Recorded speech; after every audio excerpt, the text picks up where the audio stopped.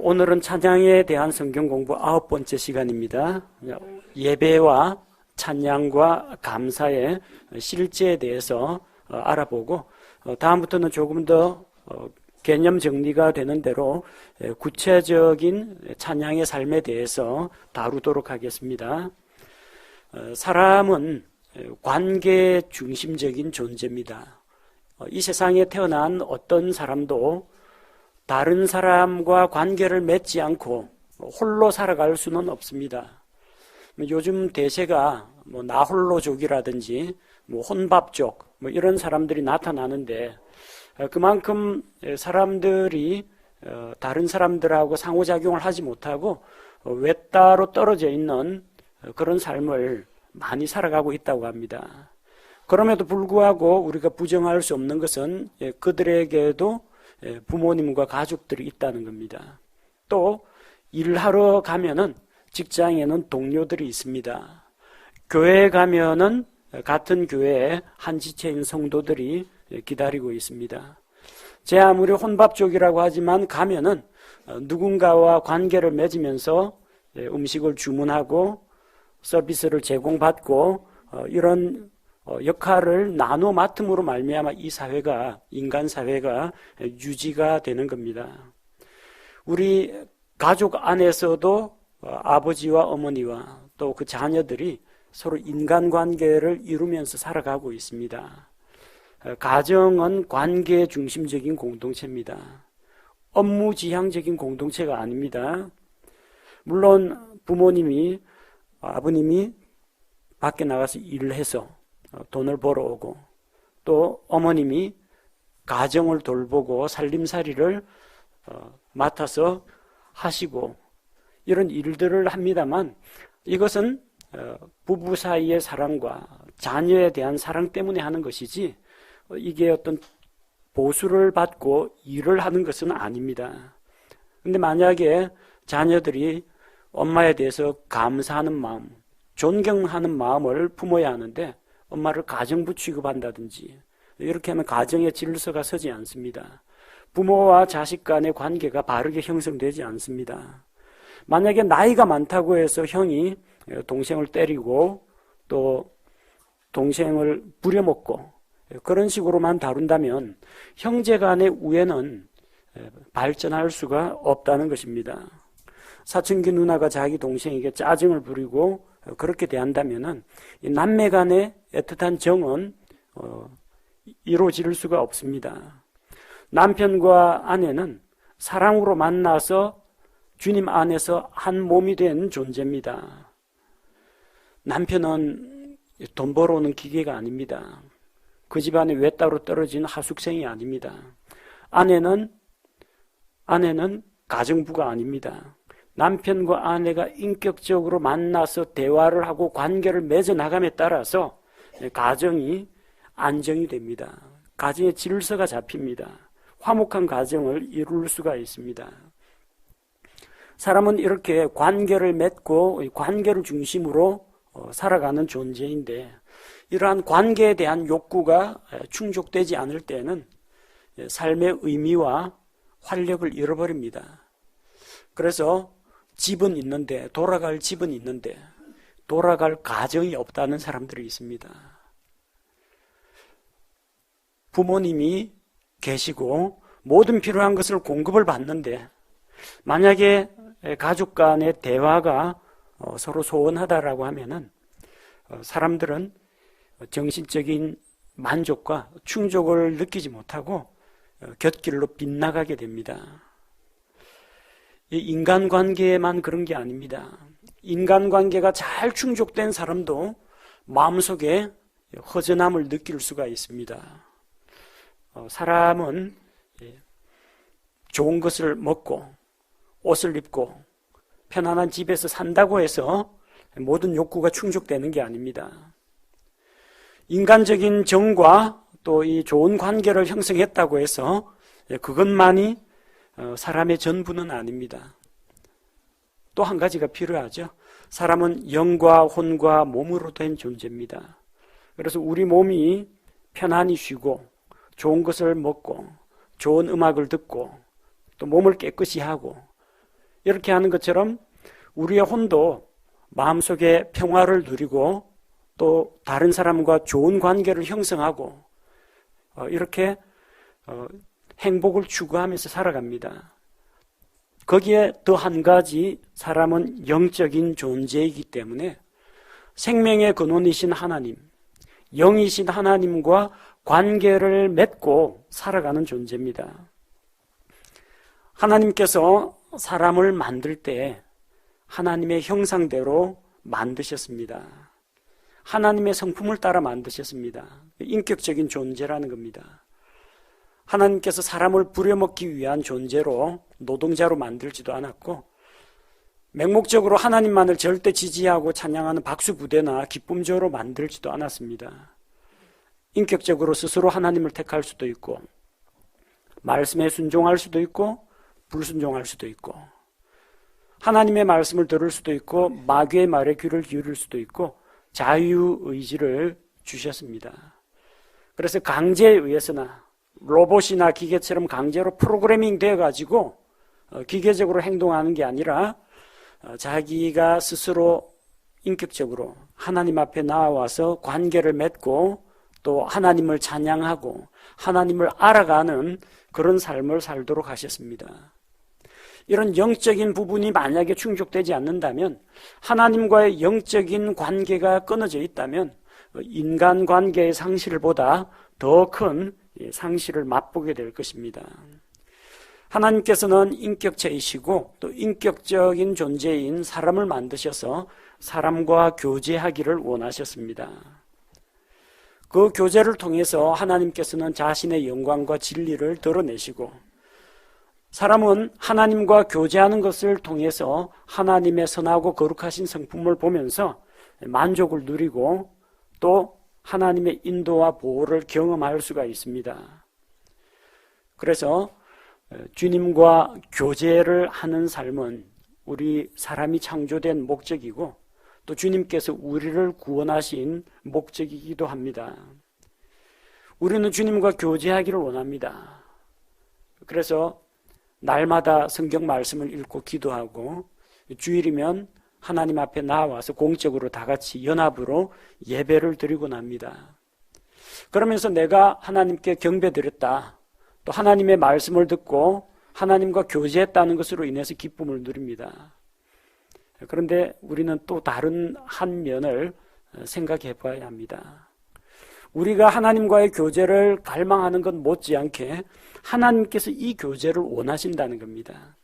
하나님의 입장에서 볼 때 우리가 예배 드리면 하나님께서 팔짱 끼고 잘하고 있군 하고 이렇게 흡족하게 여기시는 게 아니라 하나님께서도 우리와의 교제를 기뻐하신다는 겁니다. 솔로몬의 아가는 신랑과 신부의 사랑 이야기로 구성되어 있습니다. 그런데 그 깊은 의미를 살펴보면은 여호와 하나님과 이스라엘 백성 간의 사랑 이야기를 노래한 것입니다. 또 신약교회 성도들과 예수 그리스도와의 관계를 나타낸 것이고, 개인적으로는 예수님과 구원받은 성도 개개인 간의 관계에 대한 이야기입니다. 그 가운데 참 아름다운 구절이 있습니다. 예루살렘 여자들아, 내가 너에게 부탁하는데 나의 사랑하는 자가 원하기 전에는 흔들거나 깨우지 말라고 합니다. 우리가 주님과의 교제를 기뻐하고 만족하는 것 못지않게 주님께서도 조금 더 오래, 그래, 기도 그렇게 빨리 끝내지 말고 조금 더 오래 교제했으면 좋겠구나, 나의 사랑하는 자가 만족하고 원하기 전에는 열 끊지 말라고 합니다. 우리는 성경 말씀을 읽으면서 하나님의 뜻을 발견하고자 합니다. 막 성경을 묵상하고 연구하고 다 됐으면 딱 성경을 덮습니다. 그런데 주님께서는 나랑 조금만 더 이야기하자구나, 주님께서도 그것을 원하신다는 겁니다. 두 사람이 마음이 합하지 않고는 같은 길을 걸을 수가 없습니다. 하나님과 가장 긴밀하게 교제했던 사람 가운데 한 명이 에녹입니다. 에녹은 하나님과 같이 걸었다, 하나님과 동행했다고 성경이 기록하고 있습니다. 에녹이 하나님과 동행했다는 것은 무엇을 말합니까? 에녹이 하나님 앞에 나와서 하나님과 대화하고 교제하면서 이 세상을 살아나간 것처럼 하나님께서도 에녹과 같이 그 옆에서 같이 걸으면서 그와 교제를 나누셨다는 이야기입니다. 교제라는 말 자체가 쌍방향적입니다. 우리가 일방적으로 하나님께 막 이렇게 올려드리는 것, 그 이상으로 하나님께서 우리에게 응답을 주시고 우리 안에 기쁨과 만족을 주십니다. 하나님과 사람 사이의 이런 관계는 상호작용적인 영적인 관계로 이루어져 있습니다. 우리가 지금 공부하고 있는 찬양, 감사, 예배 이런 주제가 이 하나님의 창조물인 우리가 절대자인 하나님 앞에서 그냥 굽신굽신하면서 갖다 바치는 이런 일방향적인 게 아니라는 겁니다. 살아계신 하나님과 우리가 인격적으로 주고받는 것이 있습니다. 주께서는 말씀으로 우리에게 자기의 뜻을 보여주시고 우리는 기도로 하나님께 응답을 하고 그러면 하나님께서는 우리에게 기도 응답을 내려주시고 우리는 하나님께 찬양과 영광을 올려드리고 하나님께서는 기쁨과 만족을 우리 안에 채워주시고 이렇게 서로 교류하는 것이 주님과의 교제입니다. 그래서 하나님께 예배한다, 하나님께 경배한다. 이게 어떤 의미가 있느냐? 일반적으로 예배, 경배라고 이야기할 때 그 예라는 것은 이제 예절을 갖추는 걸 이야기하고요. 배라는 것은 절하는 겁니다. 세배할 때 그 배란 말 있죠. 절한다는 이야기입니다. 예를 갖추어서 절하다, 경배, 하나님을 공경하면서 존경하면서 그 앞에 엎드려 절한다는 겁니다. 문자적인 의미는 하나님께 무릎 꿇고 엎드려 절하는 것을 예배라고 합니다. 자, 그럼 우리가 전부 다 지금 앉아 계신 서구식 의자에서 다 일어나서 밑에다 이제 돗자리 깔고 하나님 앞에 엎드려서 절해야 되느냐? 그런 형식을 말하는 건 아닙니다.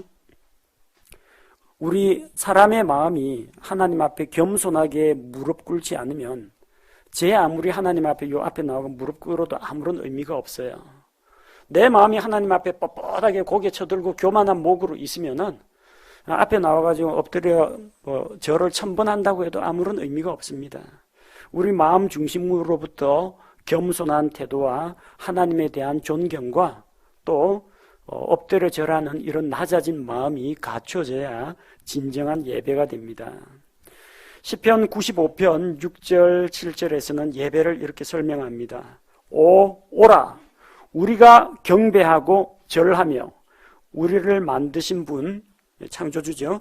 곧 주 앞에 무릎을 꿇자. 그분은 우리 하나님이시요 우리는 그분의 초장의 백성이며 그분의 손에 양들이로다. 하나님은 우리의 창조자가 되십니다. 우리는 그분의 창조물입니다.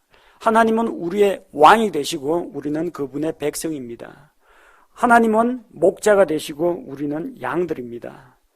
그렇기 때문에 백성이 왕에게 하듯이 양들이 목자에게 하듯이 창조물이 창조주께 하듯이 경배하고 절하고 무릎을 꿇어야 합니다.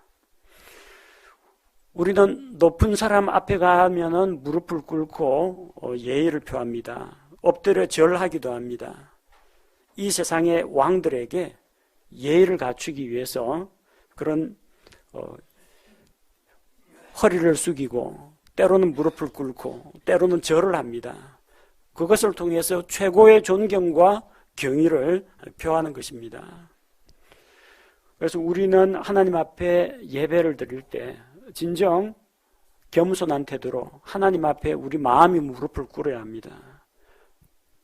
우리가 비록 이 땅바닥에 엎드리지는 않는다고 할지라도 우리의 마음이 낮아져서 하나님께 공경하는 하나님 앞에 경배하는 그런 자세를 품어야 합니다. 그래서 찬양과 감사로 하나님을 영화롭게 하고 또 사람들 앞에서 한 주간 하나님께서 나를 이렇게 인도하시고 보호하시고 나에게 선을 베푸셨다. 하나님의 위대하신 그 행적을 간증하면서 선포해야 됩니다. 또 다른 방법으로는 하나님 앞에 하나님을 공경하는 표시로 예물을 드립니다.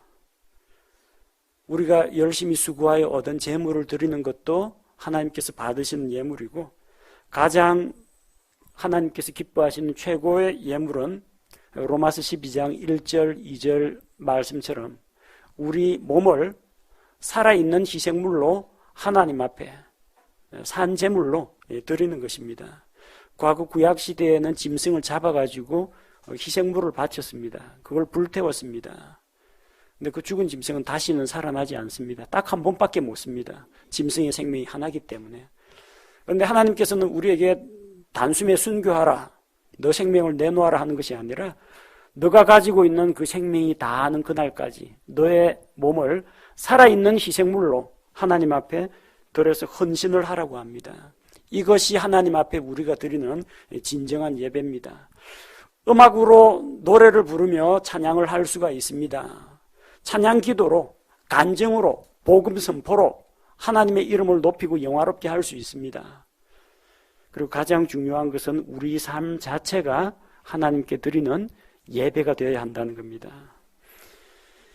예배 가운데 찬양하는 시간도 있습니다. 찬양 시간도 있고 말씀 선포하는 시간도 있고 기도를 올려드리는 시간도 있는데 그 가운데 하나님께 드리는 찬양이 있습니다. 찬양이란 하나님의 어떠하심, 하나님의 속성, 그분의 위대하신 속성과 성품을 높이고 기리는 것을 말합니다. 하나님의 속성이라면 하나님은 모든 것을 아신다. 전지하신 하나님. 하나님에게 불가능은 없다. 모든 것을 하실 수 있다. 전능하신 하나님. 하나님은 시작도 끝도 없는 영원하신 분이다. 하나님은 아무리 많은 세월이 흘러도 변치 않는 분이다. 불변하신 하나님.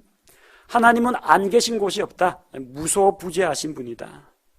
널리 편재하시는 분이다. 하나님은 크고 위대하신 분이다. 하나님은 주권을 가지신 분이다. 이런 하나님의 속성에 대해서 우리가 찬양을 드릴 수가 있습니다.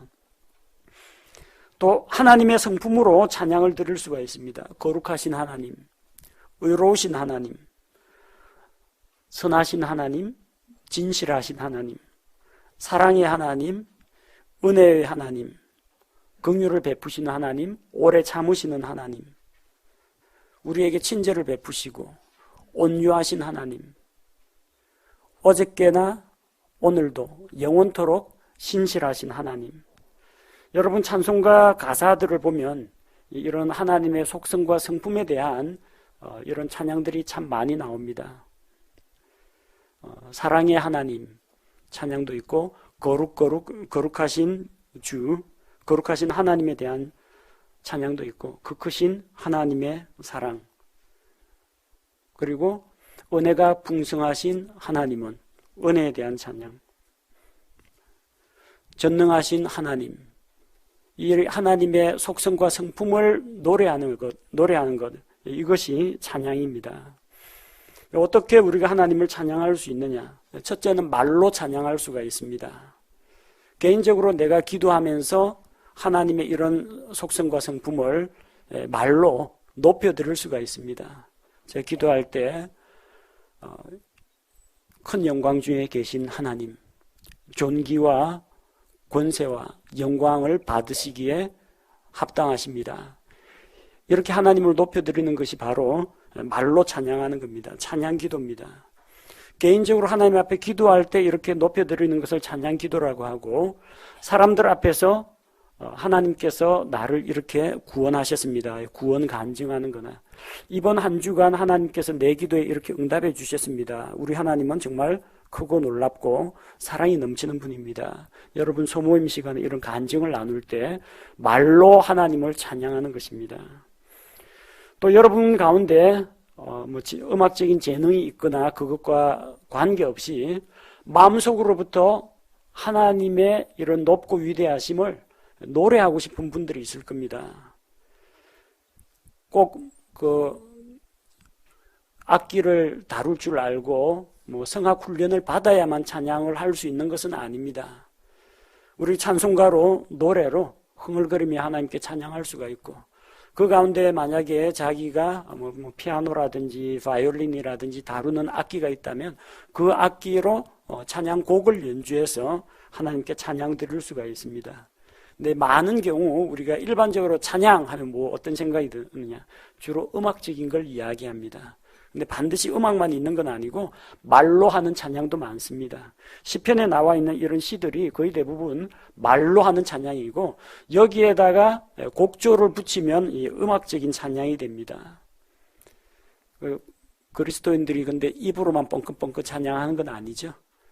입에서는 찬양이 나오는데 행실은 거룩하지 못한 행실을 내보인다. 그러면은 그건 선한 간증이 안 됩니다. 가장 좋은 찬양은 우리의 삶으로 하나님께 영광을 돌리고 하나님이 찬양 받으시게 하는 겁니다. 마태복음 5장 16절 말씀에 이같이 너희의 빛을, 너희의 선한 행실을 사람들 앞에 드러내어 그들이 너희의 그 선한 행실, 선한 열매를 보고 하늘에 계신 너희 아버지 하나님께 영광을 돌리게 하라고 했습니다. 우리 하나님의 백성 그리스도인들이 사회에서, 직장에서, 가정에서 선한 삶의 간증을 드러낼 때 예수 믿더니 사람이 달라졌네, 말이 언어가 순화가 되었네, 사람들이 이런 반응을 볼 때 왜 저 사람이 저렇게 변화가 되었을까? 하나님을 믿더니 역시 믿는 사람은 다르구나. 그럼 영광이 누구에게 돌아가느냐? 하나님께 영광이 돌아갑니다. 우리의 삶을 통해서 드리는 찬양이 가장 크고 중요한 찬양입니다. 그리고 하나님께 우리가 감사로 영화를 돌릴 수가 있습니다. 찬양과 감사는 거의 비슷합니다. 다만 조금 차이가 있다면 찬양은 하나님의 어떠하심에 대한 것이고 감사는 그 하나님께서 나에게 어떤 일을 행하셨느냐, 하나님께서 베푸신 그런 은혜와 선물에 대해서 고마움을 표시하는 것이 감사입니다. 물론 성경에서는 하나님의 속성이나 성품으로 인해서 감사를 드리기도 합니다. 쉽게 이야기하면 이런 겁니다. 아버지가 자기에게 생일 선물로 자전거를 사주셨다. 자전거 사주셔서 감사합니다 아버지, 이렇게 할 수가 있죠.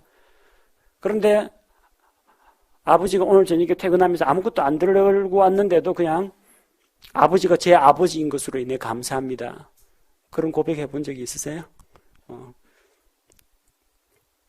아버지처럼 자상하고 또 아버지처럼 현명하고 아버지처럼 능력 있는 분을 제가 아버지로 모시고 제가 이 가정에 태어난 것을 감사합니다. 충분히 그렇게 감사와 찬양을 돌릴 수가 있습니다. 하나님이 여러분한테 꼭 뭘 해주셔서 고맙습니까? 그럼 안 해준 날은 고마움이 없습니까? 그러진 않죠. 나에게 하나님이 기도 응답을 해주셨다. 그래서 우리는 기도 응답 받은 걸 가지고 감사할 수 있습니다. 또 뭘 감사할 수 있느냐? 하나님, 제가 기도를 드렸는데 그 수십억 인구 가운데 제 목소리를 듣고 계셨네요. 제 목소리에 귀를 기울여 주셔서 감사합니다. 또 하나님께서 나에게 이렇게 후한 것을 주시니 하나님의 그 사랑과 친절에 감사를 드립니다. 하나님의 속성으로 인해서도 감사를 드릴 수 있다는 이야기입니다. 성경에 보면은 시편 106편, 107편, 118편 이런 데 보면은 꼭 하나님이 뭘 주셔서 감사한 게 아니라 하나님 그 자체로 인해서 감사하는 그런 내용들이 많이 나옵니다. 시편 136편에는 정말 다양한 내용들로 하나님을 높이고 찬양하는 것들을 볼 수가 있습니다.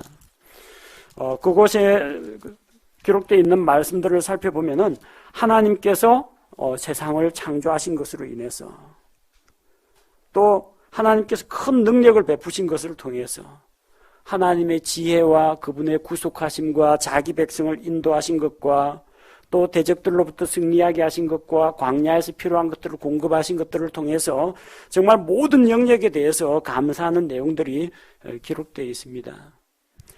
우리 자신의 생활을 한번 돌아보시고 오늘 하루를 돌아볼 때 또 지난 날들, 지난 1년을 돌아볼 때 또 나의 태어남으로부터 지금까지 지나온 시간들을 돌아볼 때 정말 하나님께서 나에게 많은 복을 주셨구나.